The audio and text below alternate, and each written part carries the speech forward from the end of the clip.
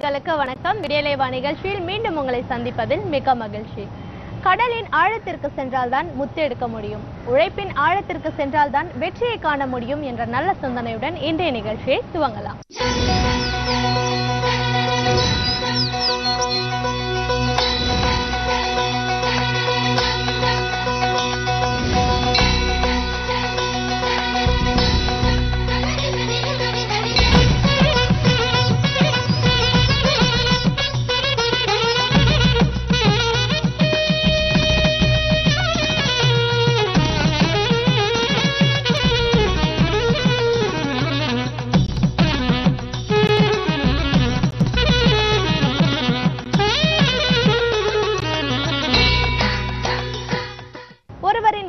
ரகசியம் உடல் கட்டும் தோற்ற பொலிவும், இவை இரண்டும் யோகாசனங்களினால் தரப்படுகிறது என்கிறார் ஆசனாண்டியப்பன் அவர்கள்.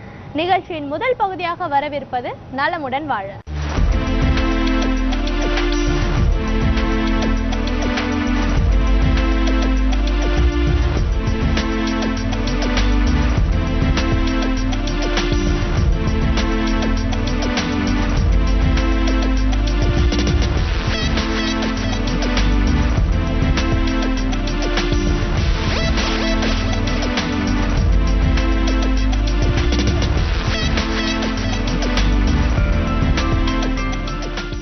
என் அருமை உலகத் தமிழ் மக்களே, தாய்மார்களே, பெரியோர்களே, சிறார்களே, என் அருமை சீடர்களே, யோக விரும்பிகளே, யோக நண்பர்களே, உங்கள் அனைவருக்கும் என் இனிய காலை வணக்கம்.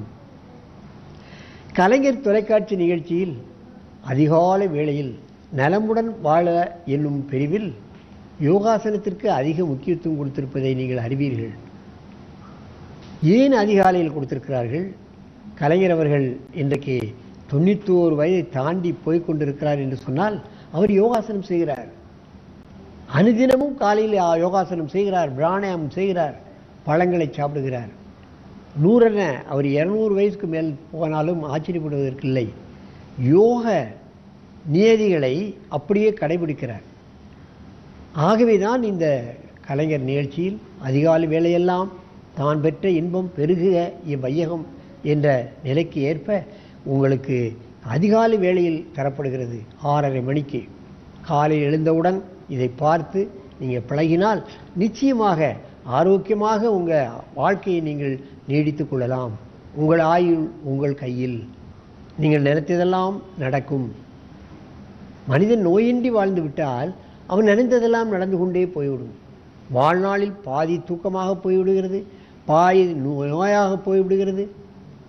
அவையெல்லாம் இல்லாமல் அந்த வாழ்நாளை முழுமையாக நாம் அதை கழிக்கக்கூடிய, சந்தோஷமாக கழிக்கக்கூடிய ஒரு நன்மை இந்த யோகாசனத்தின் மூலமாக உங்களுக்கு கிடைக்கும்.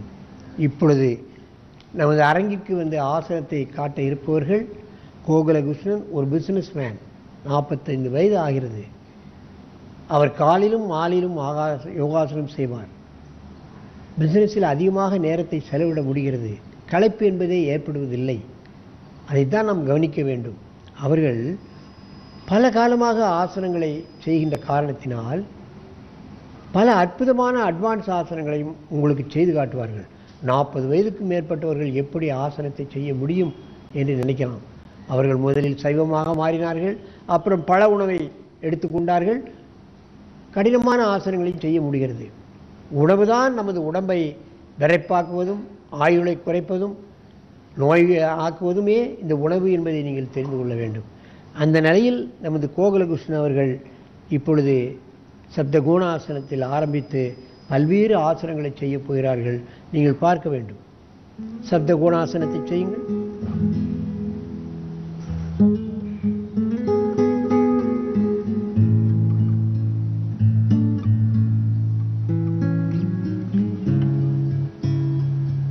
எல்லாம் சற்று கடினமான ஆசனங்கள்.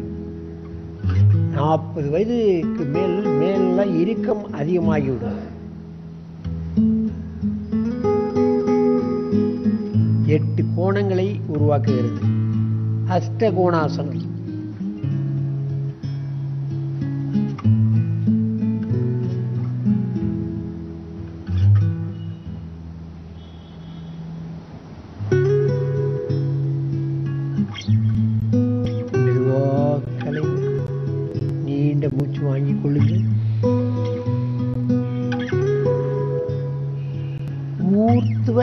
நவாசனம்.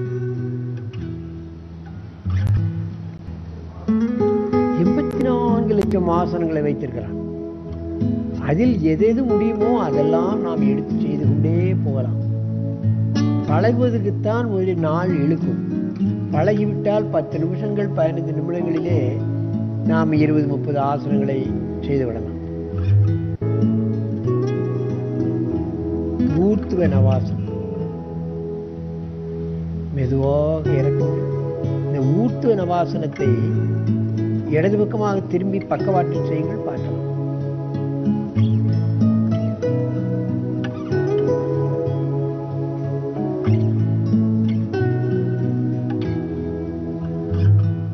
பெருவிரலை பிடித்துக் கொண்டு காலை எழுப்பதால் உச்சியிலிருந்து உள்ளங்கால் வரை உள்ள நரம்புகளெல்லாம் இழக்கப்படுகின்றன என்பதை நீங்கள் பார்க்க வேண்டும். ஜீரண கருவிகள் சரியாக இயங்க வைக்கப்படும். வயிறு இதிலே நன்றாக வேலை செய்கிறது. சிறுகுடல், பெருங்குடல், கல்லீரல், மண்ணீரல், கணையம், இதை விட 72,000 நாடி நரம்புகளும் இழுக்கப்படுகின்றன. மெதுவாக இறக்குங்கள். நீண்ட மூச்சு வாங்கிக் கொள்ளுங்கள்.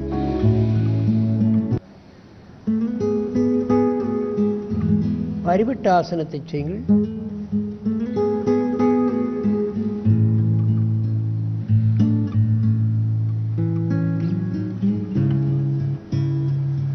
உடலை திருகுவது. ஸ்பைனல் கார்டை நாம் முன்னும் தான் பல்வேறு ஆசனங்களை வைத்து திருகுகிறோமே தவிர முன்பின் வளைக்கிறோம். பக்கவாட்டில் முதுகெலும்பை திருவுவதுதான் பரிவட்ட ஜானு சீராசனம்.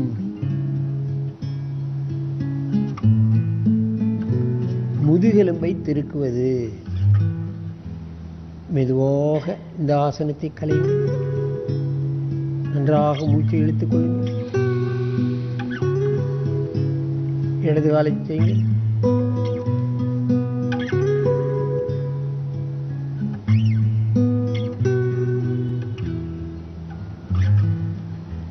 உடலை திருக்கிக் கொண்டு காலை பிடிப்பது என்பது மிக மிக கடினம். 40 வயதுக்கு மேற்பட்டவர்கள் எப்படி உடலை திருக்கி இந்த ஆசனத்தை செய்கிறார்கள் என்பதை நீங்கள் கவனிக்க வேண்டும்.